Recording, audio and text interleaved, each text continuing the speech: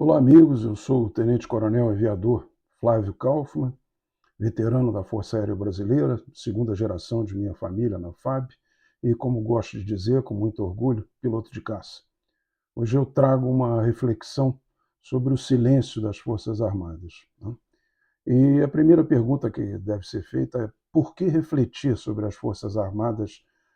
Que interesse pode ter esse assunto para o cidadão de modo geral? As Forças Armadas ocupam um lugar singular na arquitetura do Estado Democrático de Direito. Embora elas sejam submetidas às autoridades civis e aos preceitos constitucionais, sua missão transcende o campo da defesa territorial.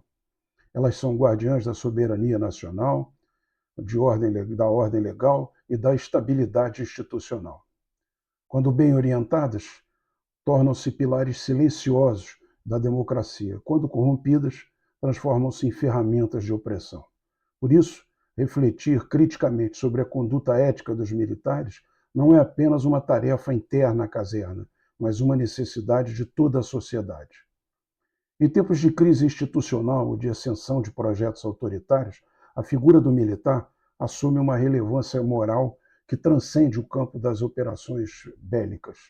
O militar, como agente do Estado armado, é incumbido não apenas da defesa da pátria contra inimigos externos, mas também da proteção da ordem constitucional e dos direitos fundamentais da população.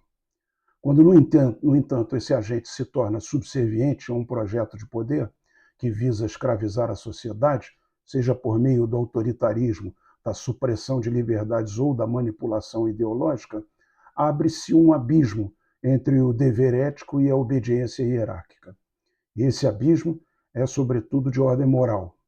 Quando o militar se cala diante de um projeto autoritário, ele comete uma abdicação da própria humanidade. Ele se esvazia de seu papel ético e se reduz a um instrumento. Sua farda deixa de representar a proteção do povo para se tornar símbolo de sua submissão.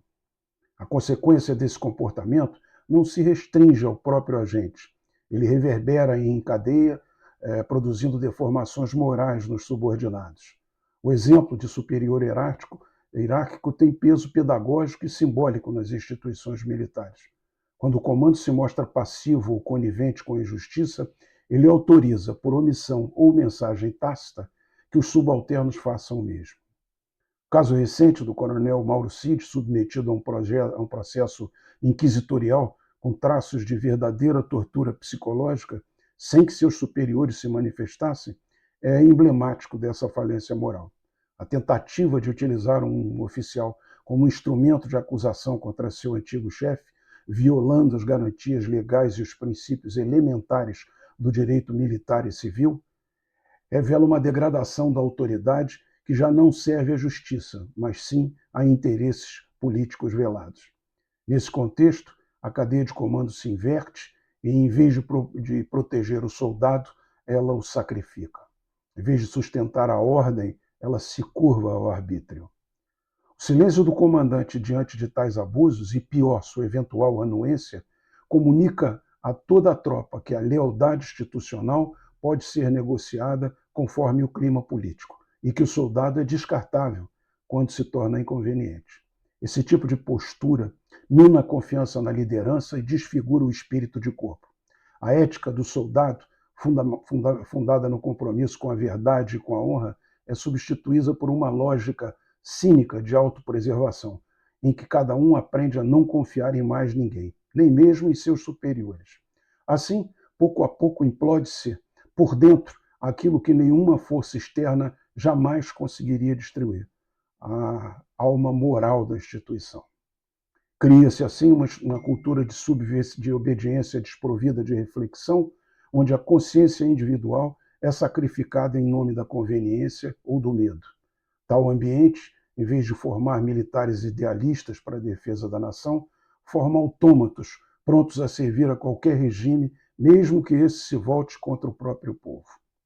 A chamada espiral do silêncio, um conceito desenvolvido por Elizabeth Noelle Neumann, ajuda a compreender como o medo do isolamento ou da punição institucional leva indivíduos a suprimirem suas convicções morais, mesmo quando percebem com clareza que o caminho tomado não é o do bem. A ausência de manifestações públicas de discordância gera uma falsa impressão de consenso, o que, por sua vez, reforça ainda mais o silêncio. Em ambientes altamente hierarquizados, como os quartéis, onde a palavra do superior é a lei, a espiral se intensifica com rapidez assustadora. O silêncio de um ou dois líderes morais é o suficiente para desencorajar uma corporação inteira a refletir criticamente. É nesse contexto que deve ser analisado o recente e controverso episódio em que ministros do Superior Tribunal Militar decidiram condecorar dirigentes do Partido dos Trabalhadores, um partido cuja história política é marcada historicamente pelo desprezo pelas Forças Armadas, por desonestidade e por alianças ideológicas com regimes que desprezam abertamente os valores da disciplina, da hierarquia e da soberania nacional. Essa decisão, tomada sob o véu da normalização institucional e do gesto diplomático, provavelmente, revela, na verdade, a capitulação simbólica de setores do aparato militar diante de forças políticas que jamais disfarçaram seu desprezo por elas. A honraria, nesse caso, não exalta o mérito, mas disfarça a rendição. A condecoração, ao invés de elevar o prestígio das Forças Armadas, rebaixa seus critérios morais e confunde os quadros mais jovens.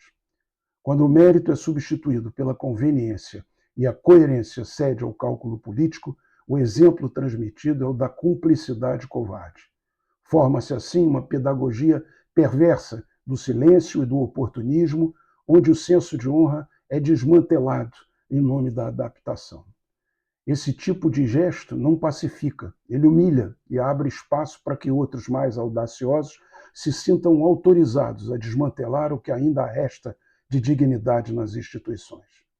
É nesse contexto que o carreirismo, um dos mais insidiosos inimigos da ética, se torna presente. Muitos preferem calar-se, não por convicção, mas por conveniência, para não comprometer promoções, medalhas ou posições de prestígio. A defesa da honra e da dignidade humanas cede lugar à vaidade e ao cálculo pessoal. Quando os valores militares, então, são instrumentalizados em nome de ambições individuais, a própria ideia de pátria é corrompida. O soldado deixa de ser um defensor da liberdade para se tornar refém de seus próprios interesses e cúmplice do silêncio que escraviza a sociedade. O militar que se cala diante da tirania renuncia à própria razão moral, tornando-se cúmplice do mal. É importante, porém, reconhecer a complexidade desse dilema. O militar vive dentro de uma estrutura que valoriza a disciplina e a cadeia de comando. Romper com essa estrutura exige um motivo incontestável e grande coragem moral. A coragem de dizer não, quando a conveniência exige sim, é o que diferencia o justo do obediente. Portanto, a subserviência do militar diante de um poder tirânico não é apenas um erro estratégico ou institucional, é, acima de tudo, uma falência moral. Sua escolha pelo silêncio é uma traição à sociedade, à liberdade e à própria ideia de justiça. Em uma sociedade livre, o verdadeiro militar não é o que marcha sem pensar, mas aquele que sabe, quando necessário, fincar os pés na terra e dizer: até aqui e não mais. Pois, como nos ensinou Simone Weil, a fidelidade à hierarquia só é legítima quando está subordinada a princípios superiores, como a justiça e a verdade. Muito obrigado.